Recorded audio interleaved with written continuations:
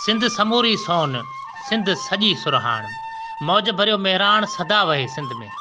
साईं मुंहिंजा सिंध धरती जा समूरा खिता, दरियाई पट, उत्तर ॾखण लाड़ थर कचो कोहिस्तान खां वेंदे हर सूं अखियुनि खे ऐं दिलनि खे सुकून बख़्श ॾींदड़ हूंदी आहे।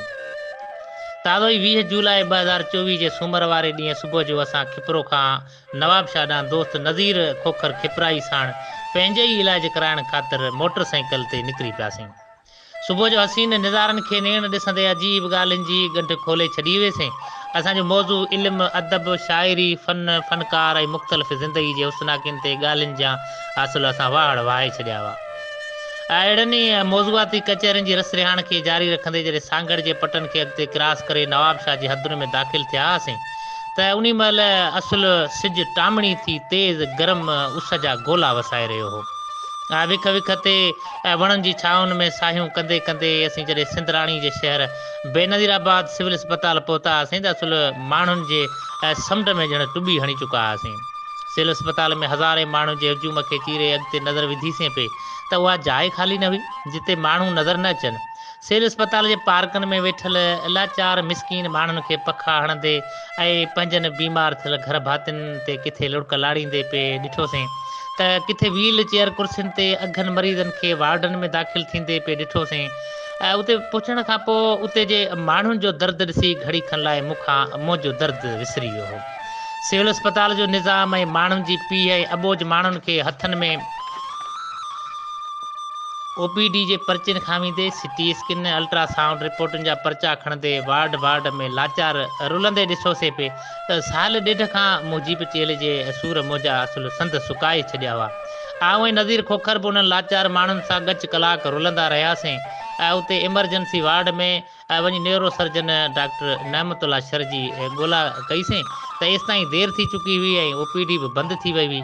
न उते मुंहिंजे चेल जी MRI थी सघी हुई ऐं न वरी को सिफ़ारिश कंदड़ को माण्हू असांखे कंहिं दग सां लाहे सघियो।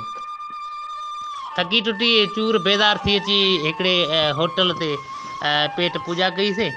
गरम लुख कोसिन उलावनि में धरती ॿरी रही हुई ऐं आख़िर कुझु थक भॼण खां पोइ नज़ीर खोखर गाॾी जो रुख सकरन जे पटनि ॾे मोड़े छॾियो हो। नवाबशाह खां निकिरंदे ई उते जी सरसब्ज़ शादाब ॿनियुनि ॾे नज़र विधीसीं त चौतरफ़ केलनि ऐं अंबनि जा सरसब्ज़ बाग बहारियूं करे बीठल नज़र पिया आया। घणे सफ़र खां पोइ अची सकरंड शहर में दाख़िल थिया हुआसीं।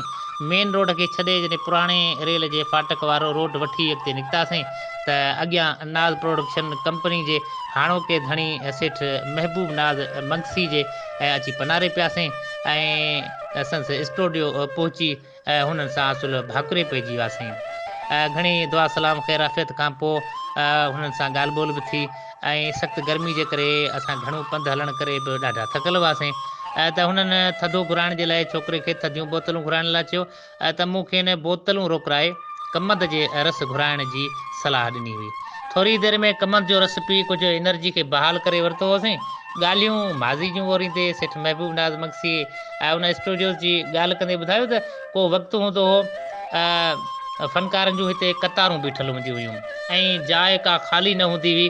ॿ टे ॾींहं फ़नकारनि जे रिकॉर्डिंग्स में लॻी वेंदा हुआ त किन राॻियुनि खे नई तारीख़ जो पास वठी इंतज़ारनि में ॾींहं लंघंदा हुआ। हिते सिंध जे माहनाज़ फ़नकारनि जूं रिकॉर्डिंगूं थींदियूं हुयूं ऐं असुलु मेला मतल हूंदा हुआ। उन्हनि ॾींहंनि में उर्स चांडियो फौज़िया सुमरो ख़ान साहब फोटो ज़रदारी मन जी भील समेत सिंध जे खोड़ फ़नकारनि जा हिते एल्बम कयासीं।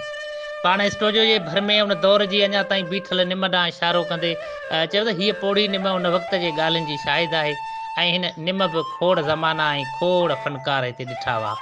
उन खां पोइ असां स्टूडियो जो अंदरि वञी दीदार बि कयोसीं। कुझु वञी ॾींहुं ठरियो त उतां जी संगत खां मोकिलाए हालाई भिटशा जो सफ़र ताणियो होसीं। सुपर हाईवे रोड ते जॾहिं चढ़िया हुआसीं त असुलु सुवारियुनि जो समुंडु खिलियल ॾिठो होसीं। रस्ते जो सफ़र कंदे जॾहिं साबू राहू पहुता हुआसीं सिजु शाम लड़ीअ ॾे लड़ी चुको हो ऐं मूंखे सांवरी शाम जे तख़लीकार साईं साहर राहू जी यादि वरायो। साबू राहू जे स्टॉप ते पहुची उतां पुछा कईसीं त हिकिड़े दुकानदार भर वारे चकी वारे ॾांहुं इशारो कंदे असांखे ॿुधायो त हीअ चकी वारो राहू ज़ात जो आहे। उनखां पुछा ॻाछा कयो त ख़बर पइजी वेंदी। सिंध जे सुञाण शाइर साहर राहू जो नंबर न हुजण जो बि दिलि में पछता ज़रूरु हो। उतां खां ख़बर पई आहे त हितां खां अॻियां स्टाफ ऐं ॻोठु शमीर राहू अचे थो। हुननि ॿुधायो त हितां खां अॻियां 2-3 किलोमीटर जे पंध ते ॻोठु शमीर राहू अचे थो। उते अव्हांखे हीउ शाइर मिली वेंदो।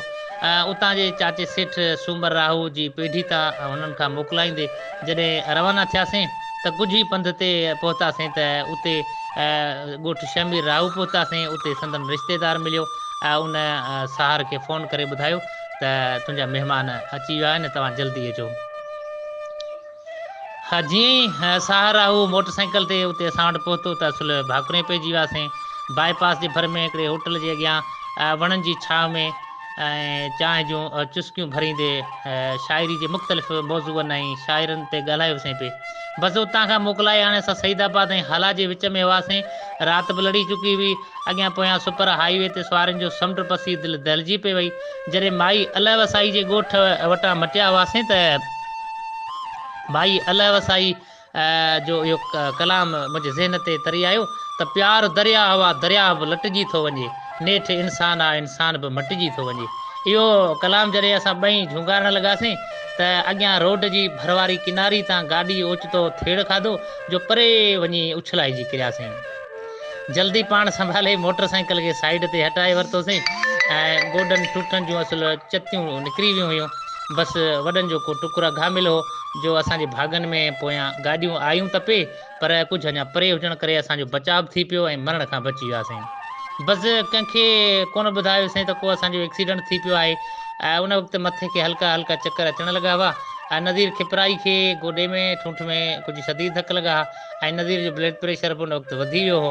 घणो ज़ोर भरियोमांसि त गाॾी आऊं हलायां थो, तोखे शदीद धक लॻल आहिनि, पर ज़िदी ऐं अणमुट बि अहिड़ो जो अहिड़े हाल में बि 6-7 किलोमीटर पंधु करे अची हाला जी सिविल अस्पताल पहुता हुआसीं, जिते असांखे ट्रीटमेंट ॾिनो वियो। उन वक़्तु नज़ीर जो ब्लड प्रेशर हेठियों 220 ते वधियलु ऐं डॉक्टर खेसि